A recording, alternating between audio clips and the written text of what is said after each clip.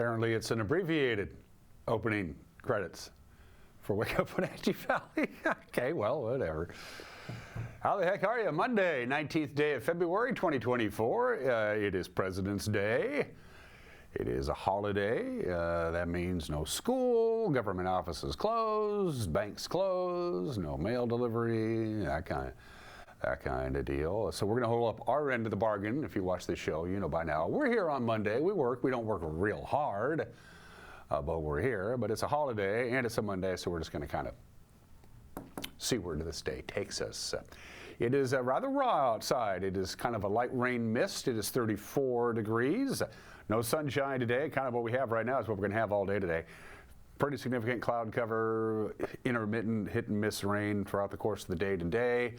And we are into the influence of a number of weak disturbances, one right after the other, going to kind of pop in. We're going to warm up as the week progresses, but for the most part, it's going to feel like it's the middle of February because it's the middle of February. We got the news for you. We got a lot of sports to get to. As you might imagine, all the local teams have either punched their ticket to state in basketball or they're done. We'll have all of that information for you when we get to sports. If you missed the interview last week, we're going to play it for you again. It's a fascinating interview. I didn't even know about this history. It's Jefferson Robbins and his conversation with Ana Maria Spagna, a local author who wrote a book about a piece of North Central Washington history that took place in Chelan Falls back in the 19th century. It's something I didn't even know existed. It's a fascinating book. It's a great conversation. She's going to have a book signing, by the way, in Leavenworth. Ana Maria is later on this week, so we thought we'd play that interview again. Fascinating stuff. We'll have that for you in the back half of the program, and let's do our tour. At 2 minutes after the hour, we got the clouds and the fog. It's going to limit our ability to see stuff. Just a few minutes ago when we were going through our cameras, that's the cross camera, by the way, the Heights camera, you could actually see some things. Can't right now. That's what it looks like from the tip of Wenatchee Heights looking over the Wenatchee Valley. That's a true representation of what we have out there. But the Cascadian cameras are working because, well, they're low enough to work. It is Monday. Again, because of the holiday, traffic is very light, and it's going to be light most of the day today. A lot of people have the day off, of course, and that lightens up the traffic load. As we look at the Cascadian, that is looking south on Wenatchee Avenue. Then we have another camera that looks the other way.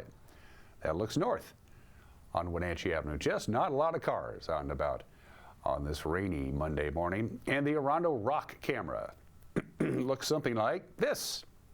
Just switched to color in the last minute or so. By the way, sunrise right now, 7 o'clock, straight up sunrise this morning, sunset tonight, 5:30. We are still gaining over 3 minutes of daylight a day. We like that. We're up to 10 and a half hours of daylight now. So the winter solstice seems like a long time ago, the shortest day of the year. We're getting longer and longer and longer. We like that. We haven't checked in with our friends at the Climate Prediction Center in a while, so we thought we'd do that this morning. This is the long-term forecast, and these folks bat pretty high percentage.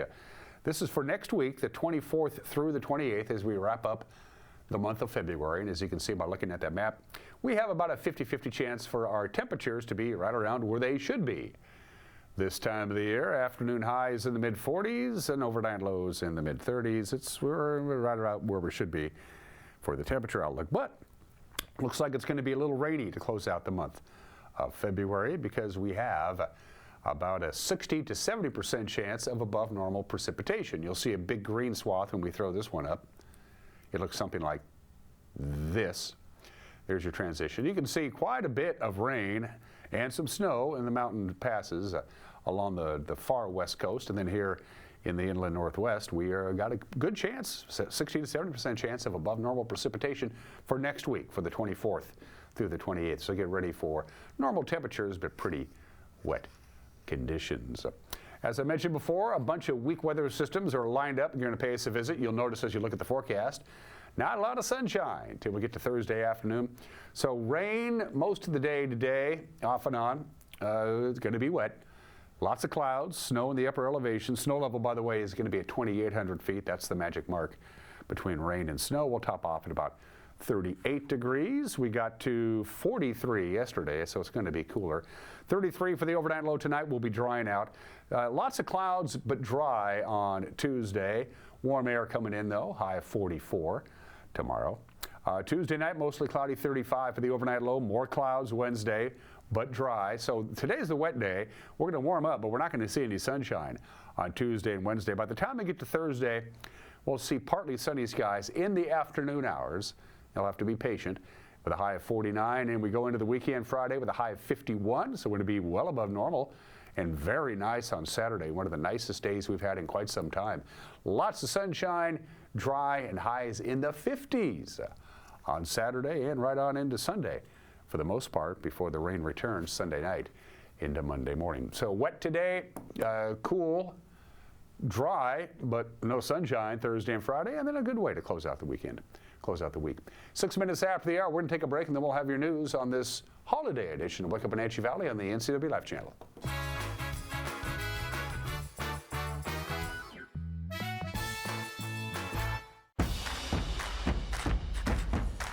A ductless unit from Carrier can keep anyone comfortable. Take Shelly, for instance. She finds me time in her new attic-turned-home gym. And with her Carrier ductless unit, the temperature is always perfect. No matter how intense her workout gets. Carrier. Total comfort, totally happy. Turn to the experts, Carrier and Alpine Air. Heat and air, call Alpine Air.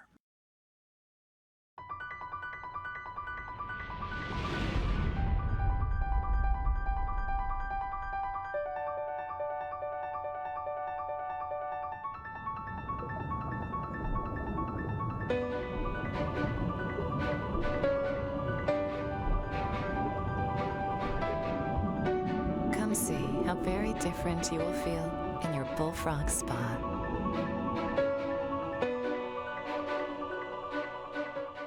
Most of us are in touch with the internet in one way or another all day long. A fast, secure connection matters. It keeps us entertained, informed, and in touch. Local cares about your connection. We know strong, reliable internet with your choice of speed makes life better. If you need fast, reliable internet, or maybe an upgrade, or you just have questions, connect with us by visiting localtel.com or call 509-888-8888 today. The Lake Chelan Chamber of Commerce presents Wonders of Wooden Avenue. Welcome to the newest and funnest fashion boutique on Wooden, featuring mountain chic clothing and men's footwear from UGG, Brixton, Sorel, and Free People. Walk on into the Tiffany Blue Building on the second block of Wooden and check it out. It is nearly impossible to describe what you'll find in Lush Life. It's an eclectic collection of items from around the world. See it for yourself at the corner of Wooden and Emerson. Wonders of Wooden Avenue, North Central Washington's premier shopping district.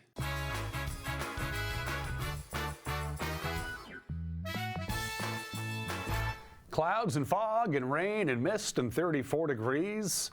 That's what we're going to have today. Off and on rain throughout the course of the day. Will be dry but cloudy Tuesday, Wednesday. Sunshine back by Thursday. Not a bad looking weekend at all. We got to get there first. It's 8 minutes after the hour. The Eastmont bond is barely, and I mean just barely, under the 60% supermajority it needs to pass. The latest numbers were sent to us from the Douglas County Auditor's Office at about noon on Friday. There is your latest count. 59.49% yes votes.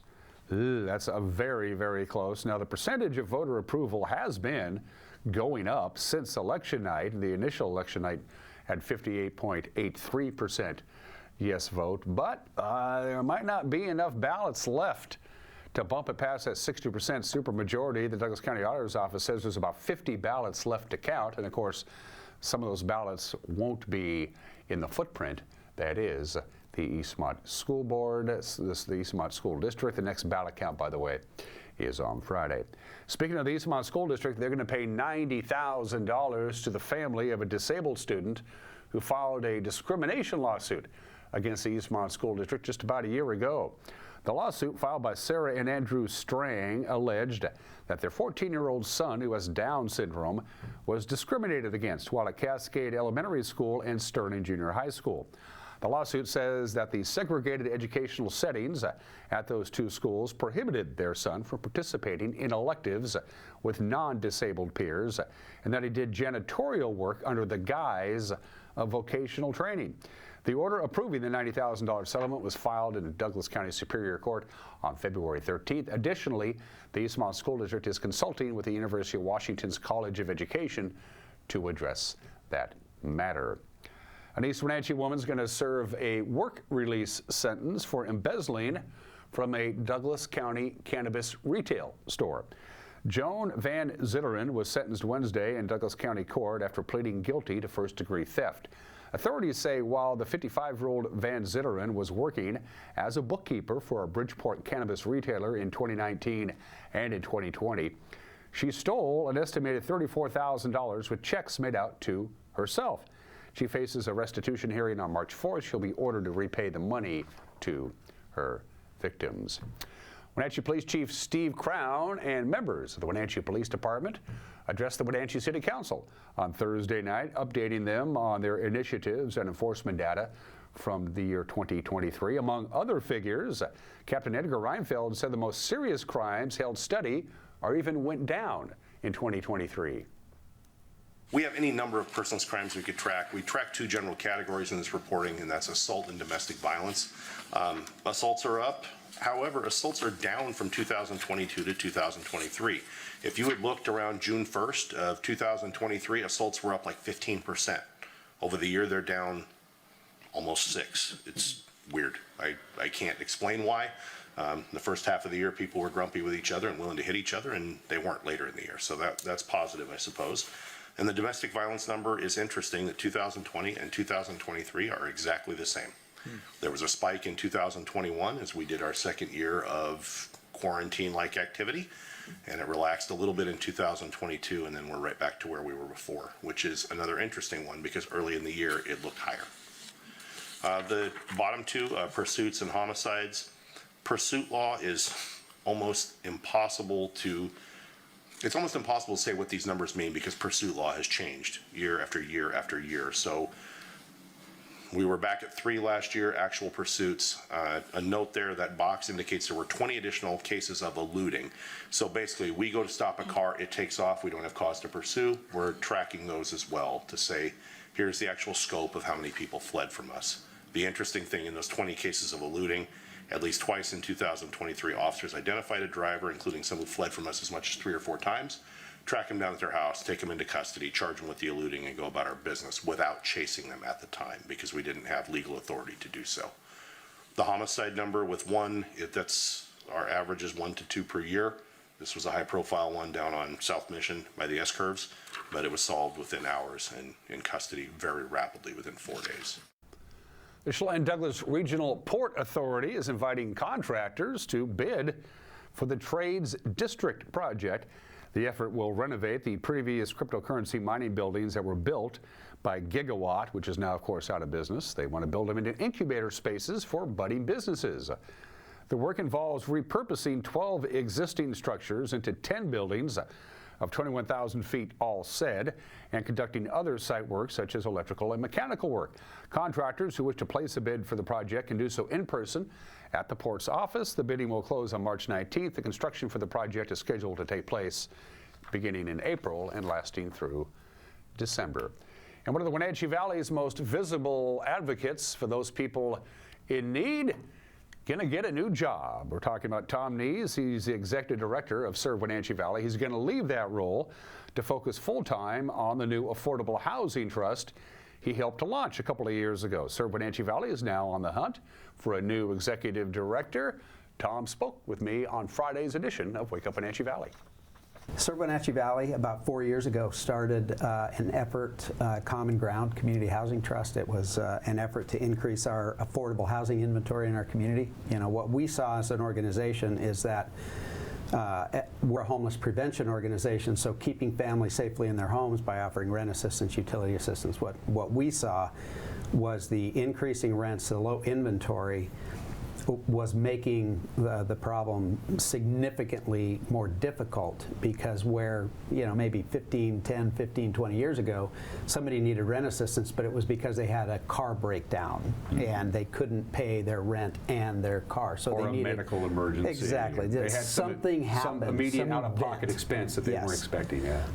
Now, what we're seeing is that the need for rent assistance is this month, and it's next month. It's chronic. And it's next month. And so it's kind of perpetual, and we know that we need to create an affordable housing inventory in our community. So Serve Wenatchee was the fiscal sponsor for this project.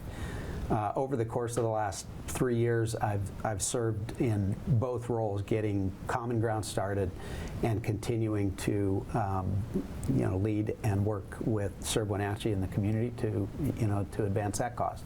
Over the course of the last year, we've now got a project with Common Ground that is working. We've got projects that we're working on in the pipeline, and the workload has dramatically increased. And so I mentioned just a minute ago that Serve Wenatchee is an adolescent organization at about 22 years old. Common Ground is an infant organization of about 2 years old.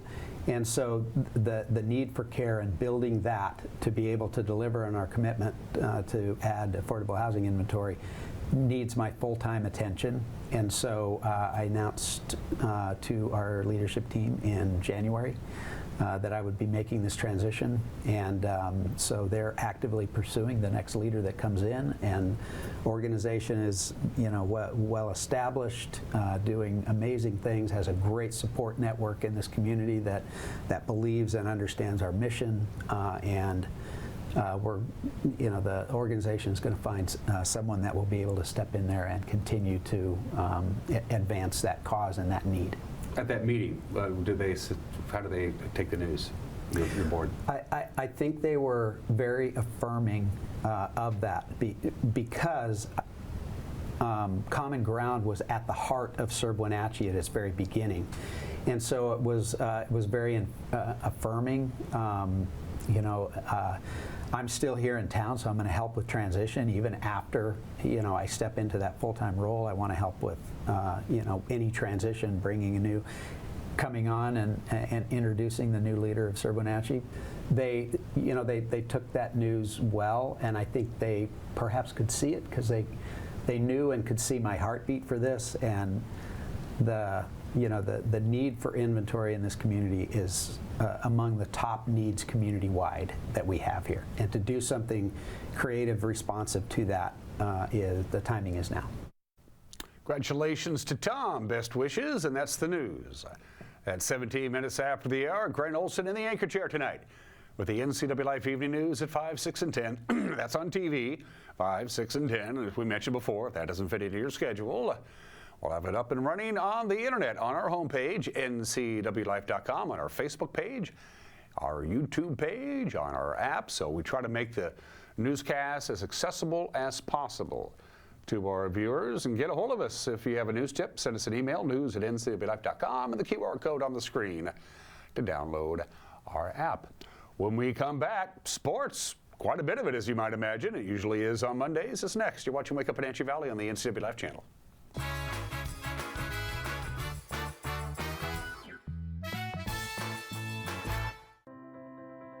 Now there are even more reasons to meet at the Pybus Market.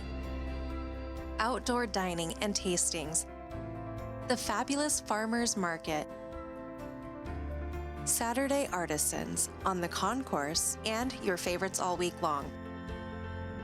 No matter the reason, it's always time to meet at the Pybus Market. Pybus Market, where community meets. Central Washington Water is your solution for problem water. Whether you're on a well or municipal water, they can design a clean water system custom to you. Soft water eliminates water spots and scaling on fixtures. It protects appliances from hard water damage, saving you money. Soft water reduces soap usage that causes skin irritation and is a healthier choice to drink. Call for a free in-home consultation or stop by the store to have your water tested. Central Washington Water, your best water solution for home, pool, and spa. When you call Dick's Heating and Air Conditioning, you're calling on 35 plus years of experience in the Wenatchee Valley. Spending extra time in your home, you may have discovered an unwanted aroma. Stinky feet, pets, who knows what. Call Dick's today about installing their Train Clean Effects electronic air cleaner or a Rheem Halo ultraviolet air purifier. Either way, the air quality in your home will be improved. Proudly servicing all of North Central Washington, call 884-6444 today.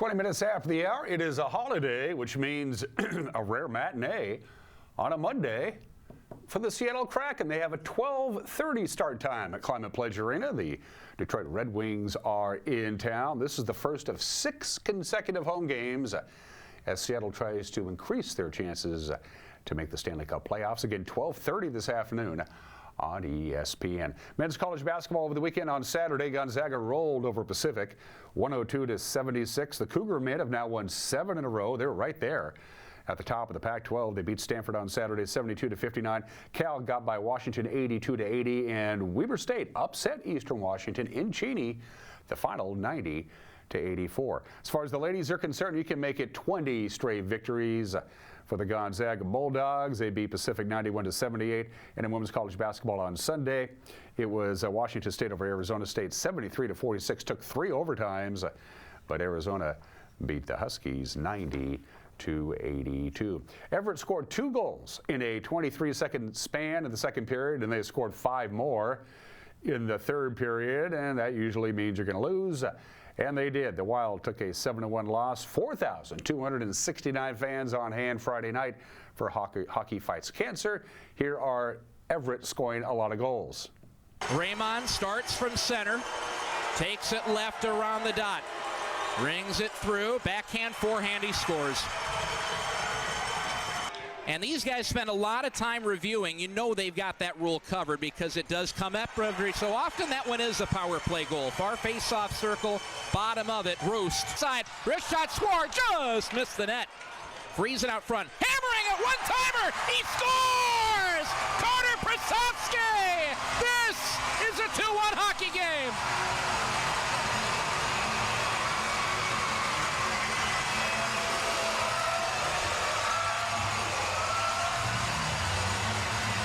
Bear takes a couple poke checks. Ward trying to ride him off the puck in the near corner. Got it to Patton on the goal line. Sends it out front, and they score. Catch and release. Roost. And it's 3-1. Got it on the end wall. Blocked off. Wild trying to get to this one. Along the corner boards. 2-on-2 battle. Ends just as quickly as it begins. Sent out front. Zaplitny to Kaplan, a one-timer. It's 4-1. Wall, but Silvertips get this one back. Slip pass goes to the right half. Courtney in 2-on-1. Wrist shot batted down. Save made. Rebound knocked into the net. Hides it toward the slot. Cleared back out to the point. Sakumis holds it in. Sakumis with a shot. Tipped in. They score. Sakumis to Roost. And that makes it 6-1. Into the corner for Mietten and out front for Brown. His chance blocked off. Taryn Smith fans in a chance. Eric Jamieson wrists it to the net, and they score. Wild have a home game tomorrow night. Spokane will be in town for a multicultural night, so Tuesday hockey here in the big city. They'll drop the puck at 6 o'clock. All right, the girls' high school basketball scoreboard from our friends at Les Schwab. On Friday night, Davis rolled over Eastmont for the District 6 4A championship, 91-34. At the same time, West Valley got by Moses Lake, 52-38. So on Saturday, Eastmont with one last chance to make it to state. West Valley with a fourth quarter comeback, and they eliminate the Wildcats 51-49. In the girls' District 6 and 7 1A crossovers on Saturday, off to state again. The Cashmere Lady Bulldogs, they beat Medical Lake, no problems there, 53-32. But the Chelan Lady Goats, their season came to an end. Lakeside out of 9 Mile Falls knocked them off 74-25. So Cashmere and Lakeside move on to state, as does the Pateros girls basketball team. They got rid of Antioch 56-24. And the District 6 and 7 2B crossover. Again on Saturday, all of these were winner to state, and they're all going to state. Okanagan to beat Northwest Christian 53-46. Brewster over Liberty out of Spangle. Colfax knocked off Liberty Bell. Davenport got by Lake Roosevelt in girls basketball, and Tenasket eliminated Reardon. As far as the boys are concerned, in the 1A crossover, there will be no Caribou Trail League teams in the state tournament on the boys' side of the bracket. Quincy, who won the regular season title, lost to Riverside 52-38, and Lakeside eliminated Omak 64-54. to 53. In the boys, District 6 and 7, 2B crossover. Lake Roosevelt goes to state. They are undefeated this year. They beat Davenport 69 to 47. Tenasket eliminated Kettle Falls 63 to 55. Northwest Christian just by 1 over Brewster, but they go to state. Liberty Spangle beats Okanagan 62 to 53. St. George's beat Liberty Bell 67 to 59, and Colfax over Manson 71 to 46. And finally, in the boys, District 6 and 7, 1B crossover, Soap Lake moves on to state. They eliminated Waterville Mansfield 81 to 58. We'll take a look at the brackets, by the way, tomorrow on Wake Up Wenatchee Valley. And those are just some of the games that people are playing. And 26 minutes after the hour, it's supposed to be the obscure holiday. There's nothing obscure about today. It's President's Day. But President's Day is a strange holiday. In fact, it might be the strangest of all the federal holidays. Of course, it's a federal holiday. The states are under no obligation to actually do it if they don't want to. Federally speaking, it's still known as Washington's birthday. The states can call it whatever they want, and there is no universal agreement on the name of the holiday. There's no universal agreement on what presidents are being honored. In fact, they don't even have a universal agreement on how to spell President's Day. Where does the apostrophe go? Hang with me on this. This is how it works. There are 15 different names for this holiday. States who celebrate President's Day and they have the apostrophe after the S, is Hawaii, New Mexico, North Dakota, Oklahoma, Pennsylvania, South Dakota, Texas, Vermont, and us here in Washington State. We put the apostrophe after the S. States that put the apostrophe in President's Day between the T and the S, I'm not making this up. Alaska, Idaho, Maryland, Nebraska, New Hampshire, Tennessee, West Virginia, and Wyoming. No apostrophe at all in presidents. That's Nevada and Oregon. In Maine, it's Washington's birthday, President's Day. In Arizona, it's Lincoln Washington President's Day. You hanging with me on this one? In Virginia, it's George Washington Day.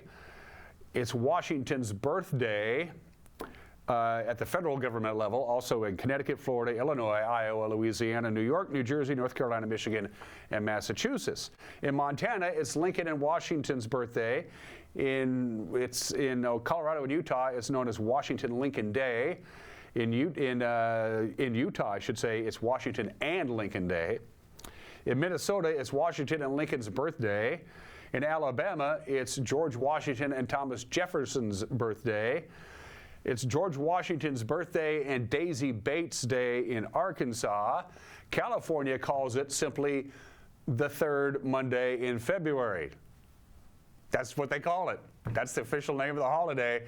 And then you have Indiana, Georgia, and Delaware, who don't even bother celebrating it at all. Just pick one, guys. We have 15 different holidays, and it's all the same thing. Enjoy your President's Day today. It's 29 minutes after the hour. Today in history, the phonograph was patented on this date by Thomas Edison 146 years ago today. February 19th, 1878, Thomas Edison patents the phonograph. Changed my life forever. Thank you, Tom. Now, I know Thomas Edison was a difficult person. He didn't pay his workers very well. They worked under atrocious conditions. He wasn't a particularly pleasurable person, but hey, he invented the phonograph. All is forgiven. Tom, thank you very much. February 19th, 1942, 82 years ago today, Executive Order 9066 is signed by FDR, and that allowed the United States military on the west coast of this country to relocate Japanese Americans into internment camps in the interior. About 2/3 of those who were sent off to internment camps, about 70,000, about 2/3 were American citizens. They were American citizens. They just happened to be of Japanese ancestry. That was their only crime. That was it. When it was all said and done, when the war was all over, before the war was even over, they closed the camps and sent everybody home. Not a single Japanese American citizen or Japanese national living in the United States was ever found guilty of espionage or sabotage. That was in 1942, 37 years after it was implemented. Gerald Ford signed Executive Order 4417, which led to which kind of fixed things. Also wrote a couple of checks, which really doesn't get the job done. In Washington State, by the way, this is still known as Day of Remembrance. We were the first state ever to do a Day of Remembrance because there were a lot of Japanese Americans in the Puget Sound area who were sent to internment camps. And finally, on this date in 1980, the Washington Capitals joined the National Hockey League as an expansion franchise in October of 1974. They had played the Montreal Canadiens 34 times and had never beaten them, not once. They were 0-34 against the Montreal Canadiens until on this date at the Capitol Center in Landover, Maryland, the Washington Capitals, in their 35th game ever against Montreal, beats the Canadiens 3-1. They finally won. Took them 35 games in 7 years to do it. Let's do some birthdays. He was a lawyer, a mathematician, an astronomer, a historian, a physician, a translator, a teacher, a diplomat, an economist.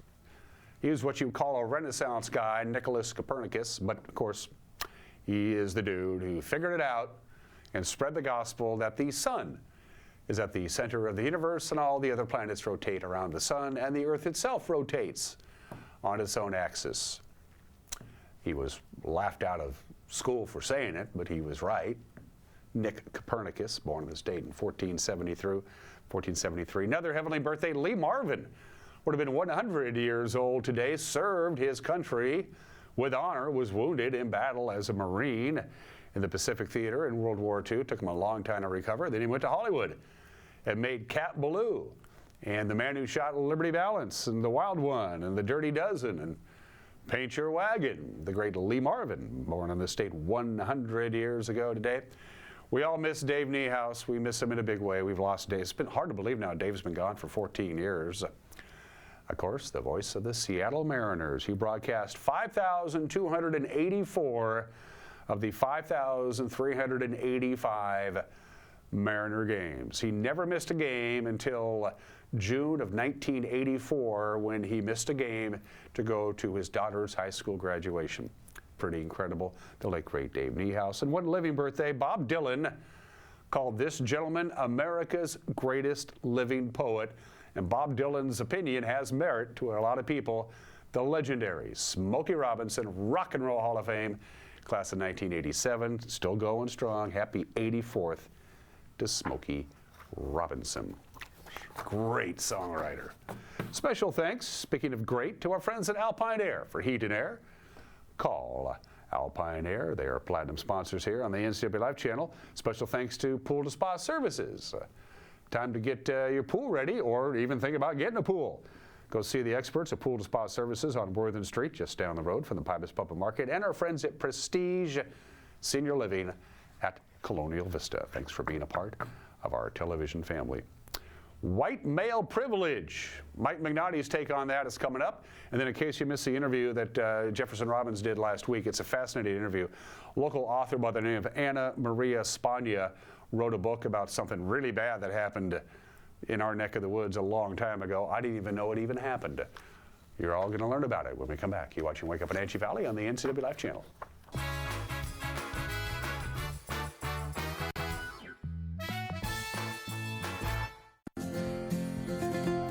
At Local Myth Pizza, we believe in real food, freshly prepared with only premium ingredients. Our cheeses are imported from Italy. Our sauces, dressings, and even our sausages are made in-house fresh daily. Featuring Northwest craft beers and 30 Chelan Valley wines and ciders. Family fun and amazing food.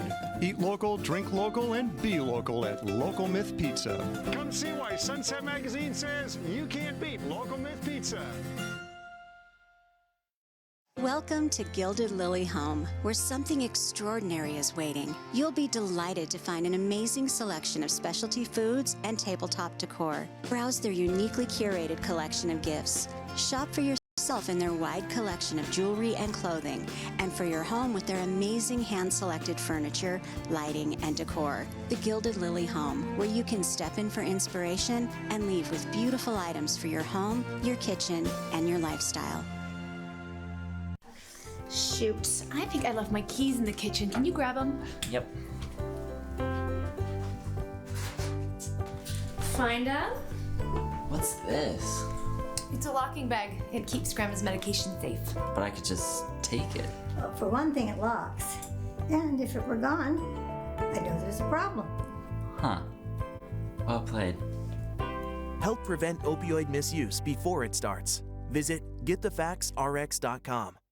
Since 1932, Camp Seneca, nestled on the beautiful shores of Lake Wenatchee, has provided children grades 1 through 12 with the ideal location for kids to learn new skills, have fun, and make friends while creating memories that will last a lifetime.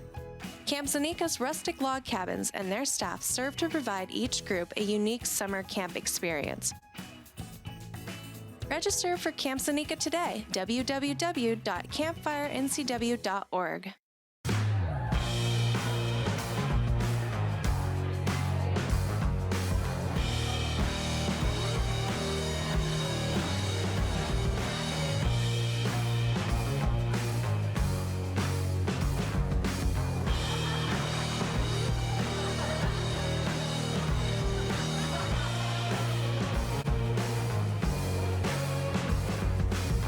Check out clubcrowcashmere.com for upcoming events and tickets.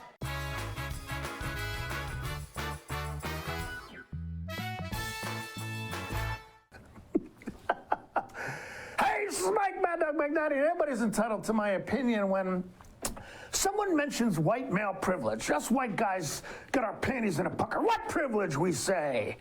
I work for everything I have. Well, the privilege we're talking about here is not something we had to earn. And also, truly, it's not something that we're deliberately trying to take from someone else. It's just the benefit that society gives us because of our maleness and the color of our skin. Now, I'm sorry, let's face it. I've accomplished some things in my life due to hard work, education, responsibility, etc. There's no denying that.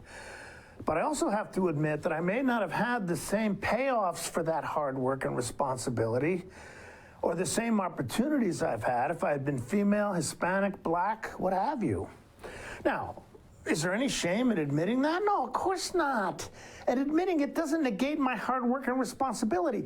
But denying I've had this privilege, well, that smacks of social injustice and a denial of the unfairness of life that has been unfair in my favor and at someone else's expense. This is Mike Mad Dog McNally, and that's my opinion.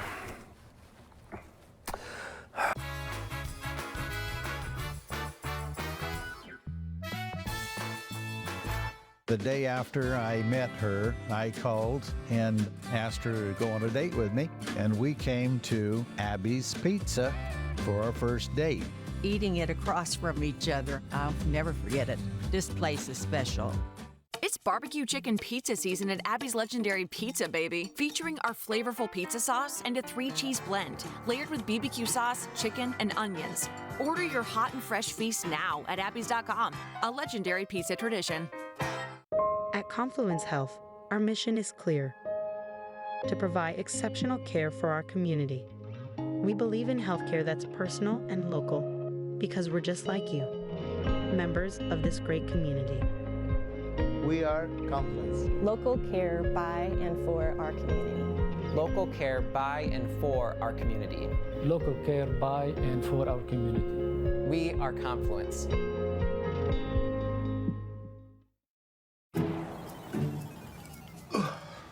Hey man, how's your arm?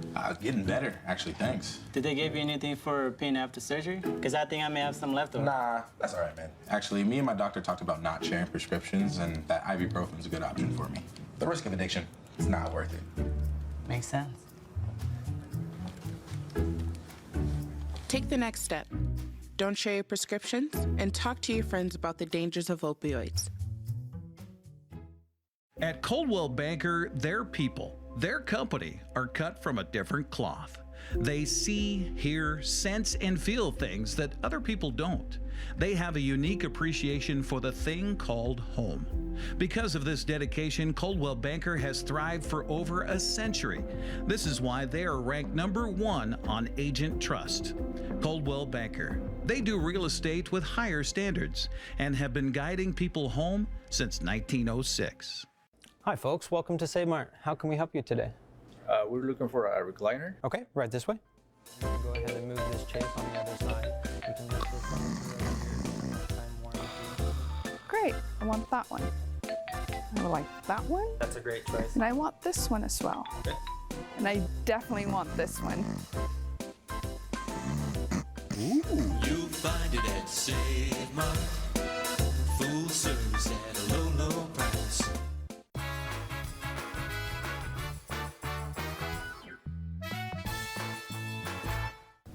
Jefferson Robbins with NCW Life. History is written by the winners, but there are some parts of history that just don't seem to get written down at all. Here in north central Washington, there's local lore that tells us that sometime around 1875, a group of Chinese miners were brutally murdered near Chelan Falls. But who committed that crime, how many victims lost their lives, or whether it even happened at all, remains a question. Ana Maria Spagna decided to investigate that mystery. She's a resident of Stehekin and author of 9 books of essays, fiction, and poetry. The book that resulted from her search is called Pushed: Miners, a Merchant, and Maybe a Massacre. Ana Maria Spagna, welcome to NCW Life. Thanks so much. It's good to be here, Jefferson. Yeah. You and I have talked before. We've first met, I was doing math, it was about 20 years ago, on your first book of memoir and essay. Your background was interesting to me at that time and still is. So what brought you to Stehekin originally? So I'm actually from Southern California, and when I was a young teenager, maybe 13, I went camping in Oregon and just fell in love with the Northwest. Just the trees, the rivers, the water, everything. I swore I'd come back. I did. I went to college in Oregon, got a degree in English, didn't know what the heck I would do with that, but sort of fell into working for the National Park Service. And at one point, very early on, I was 23 years old, I got a job sight unseen at North Cascades National Park. I had no idea you'd have to take a ferry to get there and everything else. And so I actually talked some roommates of mine in Seattle into driving me over the mountains to drop me off. Couldn't find a place to camp and ended up camping by the, illegally in an orchard by the river, what is now BB Bridge Park, and that ended up being a crucial place in my new book. But that's how I landed. I worked for the Park Service. I kind of landed in Stehekin and stayed, although I've come and gone from there a lot, as you know. And writing was a background to your life the entire time, Yes. even when you were doing other things. This Yeah. is a pursuit for you. Absolutely, and I can't recommend that highly enough. That I was doing physical labor, right? It's trail work for all those years. Got laid off in the winter, and so my brain space when I was working, when I was walking, was mulling all those things that then in winter I would have time to write. We talk about Pushed, the book that's out now, just came out this past year. It's based on, I don't even know if I want to call it legend. It's based on story. Tell us the story as you first heard it. I just think of it as a story that I heard. I found it in a terrific little book called Wapato Heritage by Tom Hackenmiller, who's a Wenatchee author here. And it had a chapter that told this story, which then I heard over and over in small museums around the region and in history books, which is essentially that they called it the Chelan Falls Massacre, and that 300 Chinese miners had been pushed, hence the title, off of a cliff, murdered, and dumped into the Columbia River. The perpetrators, according to the story, were Native people, indigenous people, and that was about it. That was all there was. And I thought, surely 300 people died, there's got to be more than that. And sort of foolishly, ignorantly thought it would be easy to chase down the truth, and it was not. Yeah. So when you were exploring this a little bit, there were different locations where this might have happened. Right. What were some of the possible scenes of the crime? Well, I would, if people are familiar with the area, I would stand, BB Bridge Park is where the merchant, the Chinese merchant of the title, had a store. So it was almost like a village. There were gardens, and there were stables, and there was a boat launch, and all of that. So standing from there, the story is that it was about a mile from there. What weren't sure about upriver or downriver downriver, thought about some spots, and then it seemed as though maybe up the Chelan River, maybe they weren't dumped into the Columbia, but it's more of a gorge, you know, down into the Chelan River.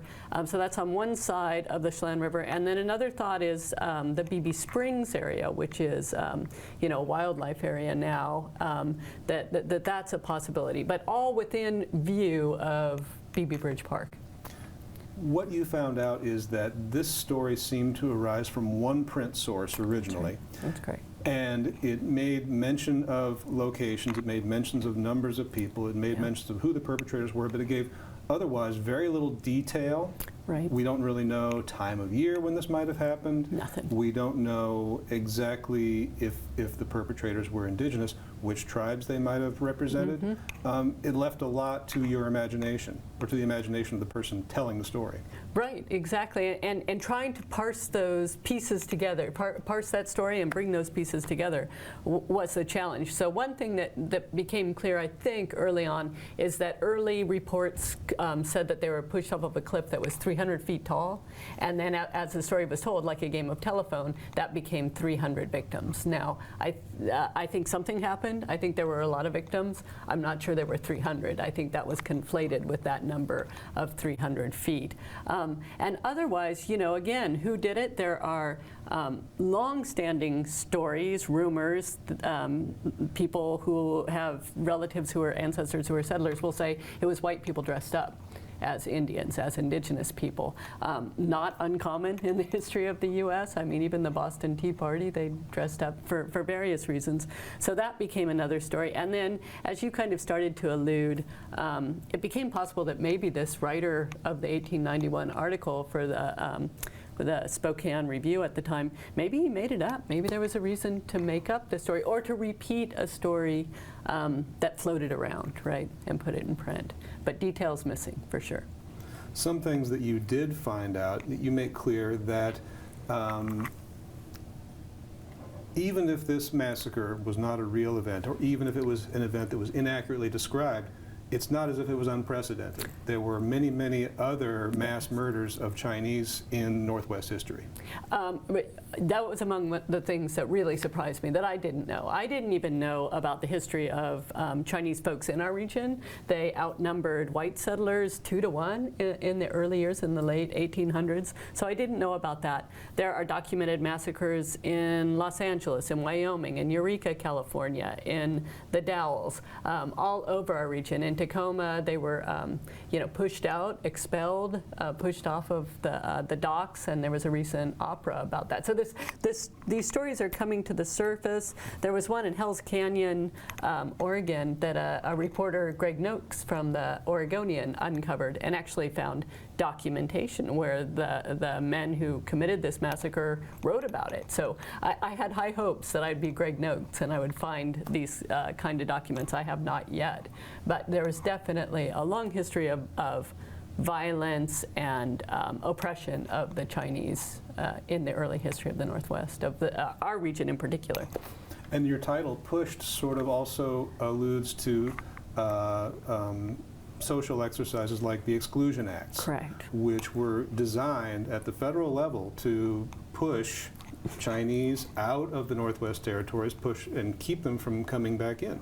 Exactly, yeah, and to be clear, the Exclusion Act did not say they all had to leave, but if they left, which they did to go see their families, as immigrants will do, they could not come back in, and then new immigrants were kept from coming in. It was sort of the beginning of those kind of policies in our country. The first time that they tried to control a border, they were controlling the border with Canada so that Chinese wouldn't come in that way. Boats in the Salish Sea, and then and trying to somehow control this border here in eastern Washington as well. But yeah, they were pushed in so many ways. Heavy taxation, even the city of Wenatchee, when it was first being incorporated, they passed a law excluding Chinese people from living in the city. And in one of the hopeful stories or inspiring stories in my research, there was one man, Noah Brown, who stood up at that meeting and said, no, this was unjust, that they shouldn't do it, but they did it anyway. So all kinds of history that I just did not know. From reading your book, it seems like when you were studying this history and asking people about it, sometimes you got into uncomfortable territory with people. Sometimes people would take a kind of affront at having their version of the history questioned. Sure, and people hang on to history, right? They hang on to the stories they've been told.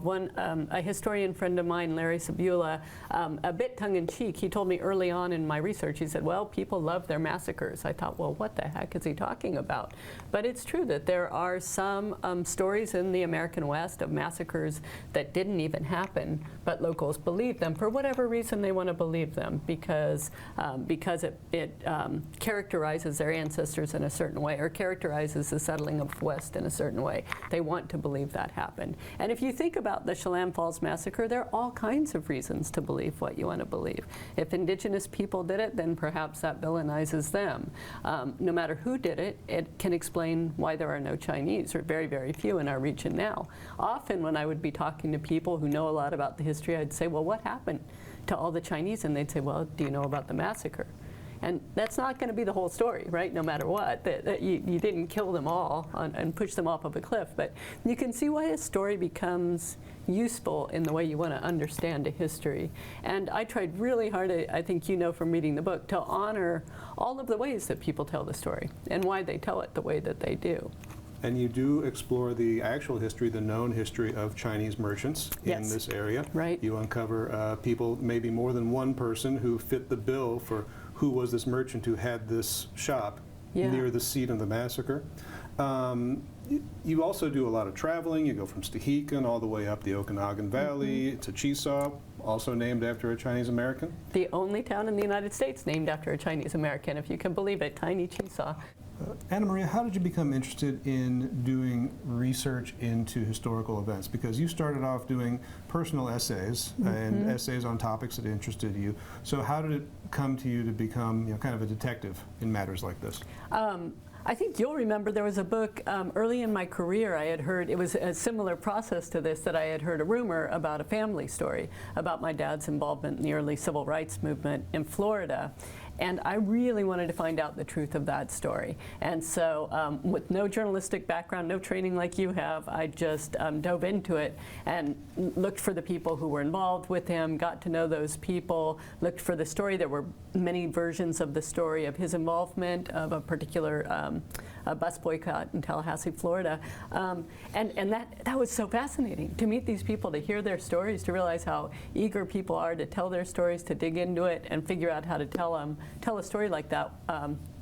Was so fascinating to me. I'd always loved, narrative nonfiction like John McPhee, or books like, The Immortal Life of Henrietta Lacks by Rebecca Skloot. I love those kind of books, and I like the challenge of trying to put the stories together. I'm also really passionate. A lot of people say, look, you couldn't figure out the truth of this story. Why didn't you write it as historical fiction?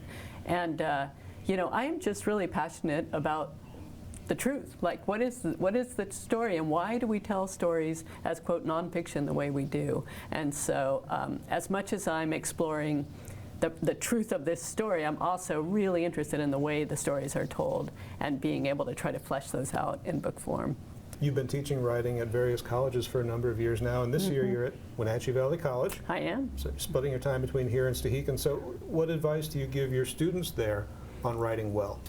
I think I tell them first and foremost, like, to write what they're passionate about, right? If you're bored, your readers are going to be bored.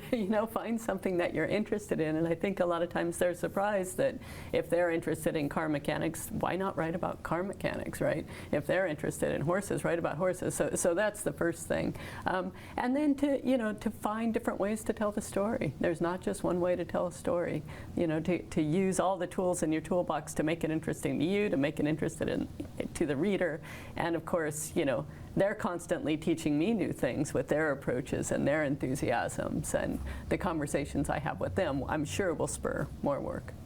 There's a presentation on Thursday, February 22nd at Wenatchee River Institute in Leavenworth. You'll be there. Your book will be there as the topic of conversation.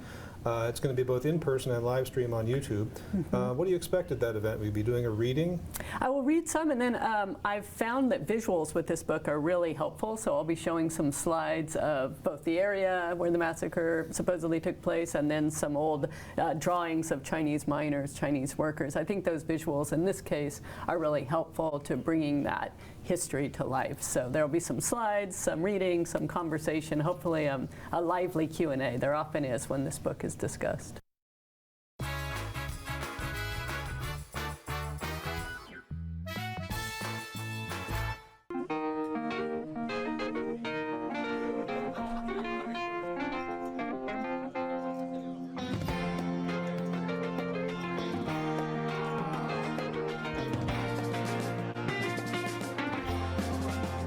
The Clearwater Saloon and Casino has the best Vegas-style games in East Wenatchee. Come enjoy yourself and discover the nightly action. Win big and meet new friends at the Clearwater Saloon and Casino. Tiki Hawaiian Barbecue, family owned and operated on North Wenatchee Avenue, right next to Hooked on Toys. Tiki Hawaiian Barbecue uses only fresh ingredients handcrafted with love, including authentic Hawaiian barbecue and Japanese-style ramen noodle soups. And the bubble teas will keep you coming back for more. Enjoy the culinary tour of the Pacific Rim with Hawaiian barbecue lunches and combo plate classics, as well as ramen noodle soups. Tiki Hawaiian Barbecue. Enjoy their comfort food like you're one of the family. Working with August Edge Real Estate, both sellers and buyers feel confident knowing they are in the hands of award-winning professionals. August Edge offers a 2% listing commission, which includes above-standard service and technology. We offer high-tech 3D imagery, drone photos, local North Central Washington TV ads, and impressive smart flyer installed at your listing. The August Edge website also hosts your home with an interactive featured listing page. August Edge is professional, personable, and preferable. Caught in a conflict? Family, workplace, neighbor, business, housing disputes? Wenatchee Valley Dispute Resolution Center provides mediation services, a cost-effective and efficient way to provide a written resolution to disputes and issues. Plus, we offer mediation training and community education on conflict resolution and communication skills. Contact us to learn more.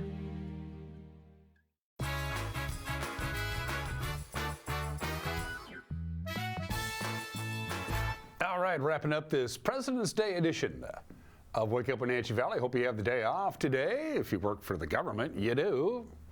If you go to school, you don't have to go to school. You know, certainly wish the weather was better. The thermostat, the thermometer hasn't moved at all. It's still 34 degrees. It's what it was an hour ago, and it's still raining, and that's pretty much what we're going to have. 34 here in the big city. The warm spot right now is Ephrata.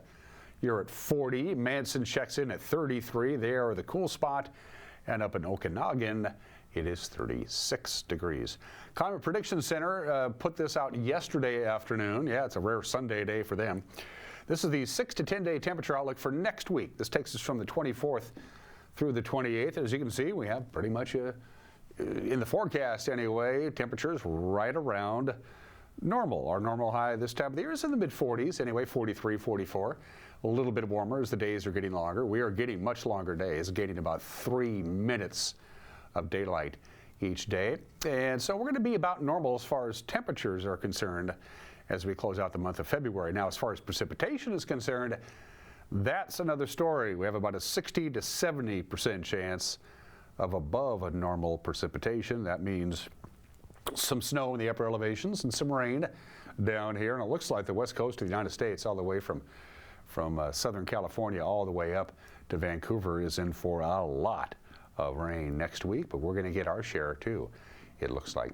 That's in the future. This is the next 7 days, and looks something like this. Cloudy all day today. We are in the middle of a number of disturbances that are going to be rotating around a big low pressure system, and that's going to be, well, what we're going to have today. Just rain and a high of about 38 degrees, 33 for the overnight low tonight. By the way, snow level for you people heading into the passes at 2,800 feet today. Below that, it will be in the form of rain. And again, 33 for the overnight low, but the rain will be tapering off. Lots of clouds, and that's all there was to it tomorrow with a high of 44. And if you like lots of clouds, you're going to get it on Tuesday night with an overnight low of 35. We do it all over again on Wednesday, pretty much the same temperature. Tuesday and Wednesday look to be mirror images of each other. Lots of clouds, fairly dry, no sunshine. On Wednesday, we'll top off about 45. We'll finally start seeing a little bit of sunshine on Thursday, warmer still, with a high of 49. And check out the weekend. When was the last time we had sunshine and 52 degrees? I can't remember when, but it looks pretty good for both Friday and Saturday. And really, most of Sunday, you see that partly cloudy, 30% chance of rain on Sunday. That's not until late in the afternoon hours. So all in all, no complaints at all about Friday, Saturday, and Sunday. We just got to get there first. That's it for us. If you have the day off, enjoy the day off. We will see you tomorrow. Until then, take care. Bye-bye.